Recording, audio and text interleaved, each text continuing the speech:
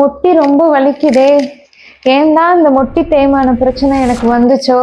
இந்த முட்டி தேய்மான பிரச்சனை யாருக்கெல்லாம் அதிகமா வர வாய்ப்பு இருக்குன்னு வாங்க பார்க்கலாம். டயபிட்டிஸ், சுகர் இருக்கவங்களுக்கு உடம்புல வந்து கிரானிக் இன்ஃப்ளமேட்டரி மார்க்கர்ஸ் வந்து ரொம்ப அதிகமா இருக்கும். அதனால வந்து அவங்க மூட்டுல இருக்க குருத்தல் வந்து சீக்கிரமாவே டேமேஜ் ஆகி சீக்கிரமா தேய்மான சான்சஸ் ரொம்ப அதிகமா இருக்கு. அதனாலதான் டயபிட்டிஸ் இருக்கவங்க முக்காவாசி பேருக்கு வந்து மூட்டு தேய்மானம் வந்து கண்டிப்பா இருக்குங்க.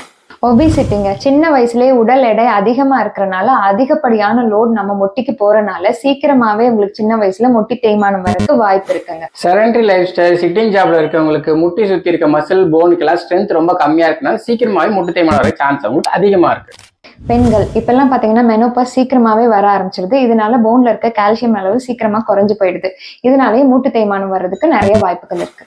ப்ரீவியஸ் ஜாயிண்ட் இன்ஜுரிஸ்ங்க, ஆல்ரெடி மூட்டு ஜவ்வு பிரச்சனை இருக்கவங்க, அதை சுத்தி இருக்க சத பிரச்சனை இருக்கிறவங்க, அதை சரி பண்ணாம அதை அப்படியே அட்ஜஸ்ட் பண்ணி வாழ்ந்துட்டு இருக்கவங்களுக்கு சீக்கிரமாவே மூட்டு தேய்மானம் வர சான்சஸ் அதிகமா இருக்குங்க. இதெல்லாம் உங்களை பயப்படுறதுக்காக சொல்லலைங்க. நோய் வந்ததுக்கு அப்புறம் கஷ்டப்படுறதை விட நோய் வராம தவிர்க்கிறதுக்கான முன்னெச்சரிக்கையா நம்ம செய்யறது தாங்க பெஸ்ட். ப்ராப்பரா உடல் வெயிட்டை மெயின்டைன் பண்றது, நம்மளுடைய சக்கரை அளவை மெயின்டைன் பண்றது, ப்ராப்பர் எக்ஸசைஸ் பண்றது, ப்ராப்பர் டயட்டை ஃபாலோ பண்றது, இதெல்லாம் நீங்க பண்ணிட்டு வந்தீங்கன்னாலே சின்ன வயசுல வர மூட்டு தேய்மானத்தை நம்ம தவிர்க்கலாம்.